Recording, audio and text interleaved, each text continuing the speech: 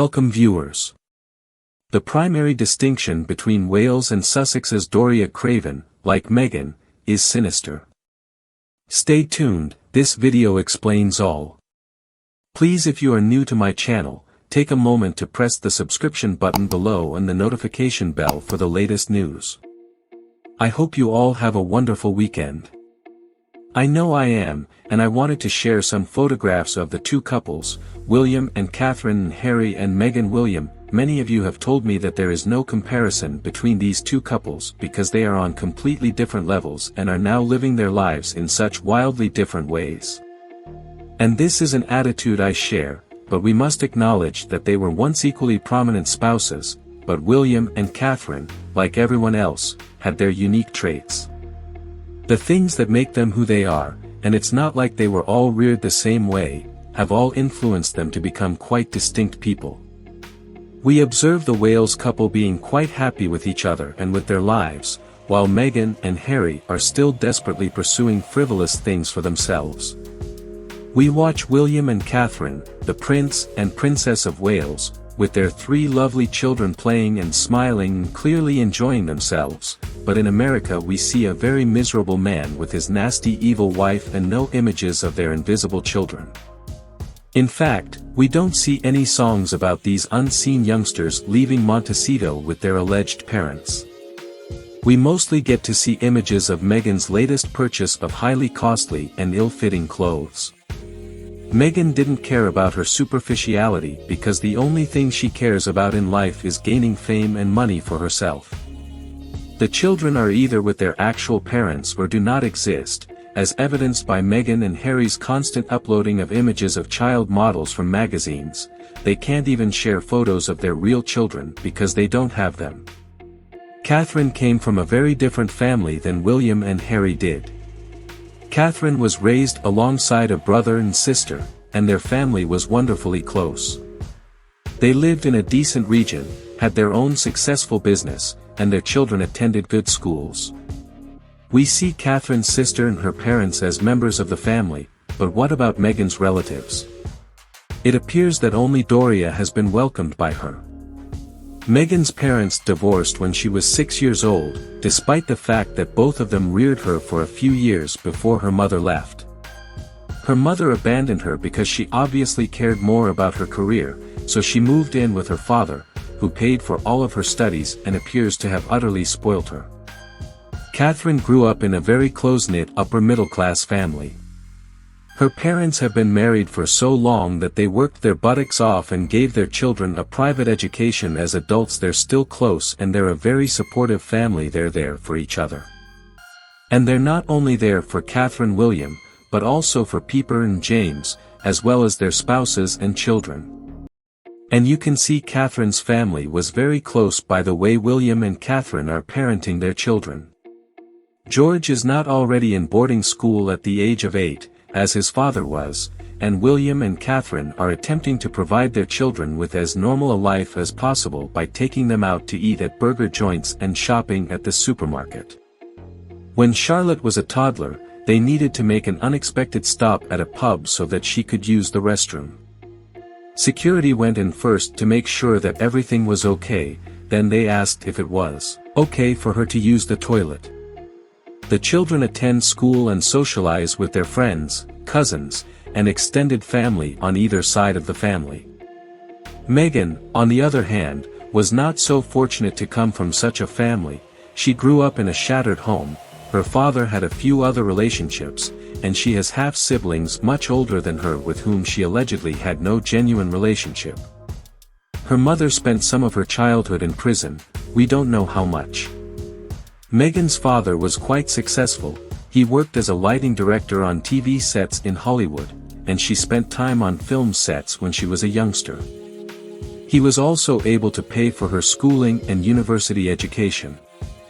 As grown-ups, Meghan and her siblings' relationships have not been so successful, all of them have been married more than once and do not appear to support one another. As an adult, this dysfunctional home and upbringing is clear. Meghan has ghosted or alienated almost all of her extended family, she has only communication with her mother at this point, and as if that wasn't terrible enough, since Meghan married Harry, she's also gotten him to break almost all of his family's relationships. If these are real, those children are growing up in extreme isolation. They are never seen in public, and people wonder if they truly exist. If they do, it does not appear that they are living together in their Montecito property. When Her Majesty the Queen died a year ago, Harry and Meghan were in the UK and had only planned to stay for less than a week originally. They ended up staying over a month, and they didn't even go back to their home to see their kids. They didn't bother having Doria bring the kids over to the UK, and that tells us that they're not really involved. They're not loving hands-on parents with a close relationship with those children. What parent would be willing to be so far away from their children for such an unexpected and prolonged period of time when they have the means and opportunity to be together? That would not have been so difficult to organize if the children were real. Childhood education and family values. These are some of the major reasons why Catherine the Princess of Wales and Meghan Markle have or do not have ties with their families and in-laws. I'm sure Meghan is envious of William and Catherine's love and family life stability. I mean, her life is absolutely disjointed and unstable. But I'm not sure she cares, because she's so focused on herself and her future that those invisible kids, if they exist, simply don't factor into the equation. She lives a lonely life with no true friends. She has no family. She is a lady on her own in her bleak fate, and it is all her fault. Maybe one day we'll understand things differently. Maybe there's a component of this puzzle that we're missing, but I'm skeptical. Okay, so based on what we just discussed and what you feel deep inside your heart, do you believe this is a mature woman with class, and she's also intending to write another book to try to undermine the royal family? When they finally left the UK, I'm sure the late Queen was relieved. And in the end, Meghan and Harry only hurt themselves because they have so much sympathy for the royal family. People came to realize what greedy gutter snipes Harry and Meghan truly are, and Meghan's book will do the same and much more. Meghan has no credibility with anyone. I'm not sure if she ever did, but she certainly doesn't now, so she may write all she wants since the royal family's popularity is just going to grow. I believe Meghan's book will be the ultimate nail in her coffin, since every time instead, she has managed to lose any respect anyone once had for her, even within the United States.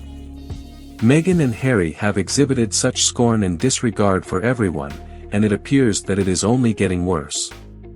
If Meghan is sensible, she will stop crying and reveal all the lies about the invisible children, and she will just go about her own life without troubling anyone, realizing that she is absolutely insignificant to the royal family. See, writing a book of lies is going to officially be the end of everything Meghan wants to do. This is going to make her an absolute joke, and no business will want to get affiliated with her without the recognition. This book is going to blow up in her face because she doesn't understand it. The world has had enough of this nasty, vengeful woman. We don't want to hear any more lies or accusations from her. Who wants to read her Taylor book? She doesn't need to justify herself because we already know she's a liar, so why should the book be any different? Meghan is wasting her time expressing her truth to anyone who would listen. She's pretty excellent at disguising the true truth. She's been doing it for at least the last 5 years, and I don't trust her one bit since she isn't a genuine person.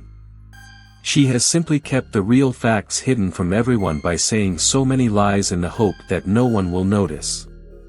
I believe Meghan's life with the royal family ended the day she was eventually removed from the UK. And what will Meghan put in her foolish memoir? More filthy lies about the royal family? Meghan has done nothing substantial or accomplished since leaving. The only success she can claim is making herself appear patty and envious. Memoir, I'm sure, will leave the same lasting impression.